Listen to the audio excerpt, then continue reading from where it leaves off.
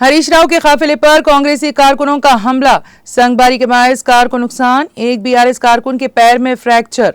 खम्मम में आज उस वक्त कशीदगी फैल गई जब कांग्रेस के कारकुनों ने साबिक रियासती वजीर व रुकन assembly Siddipet BRS T Harish Rao के काफिले पर हमला कर दिया। हमले का वाकया उस वक्त पेश आया जब हरीश राव ने साबिक रियासती वज़रा पी सबिता इंदिरा रेड्डी, पी अजय कुमार, साबिक रुकन पार्लिमान नामा नागेश्वर राव और दीगर के हमरा खम्मम शहर की बकला गुड्डा और वेंकटेश नगर का दौरा किया ताकि हालिया शदीद बारिश और सैलाब से मुतासरा खानदानों में जरूरी अशिया की तकसीम अमल में लाई जा सके। बीआरएस के कायदीन और कारकुनों के दौरे पर कांग्रेस के वर्कर्स चिराग पा हो गए और कांग्रेसी कारकुनों ने बीआरएस कारकुनों से बहस की।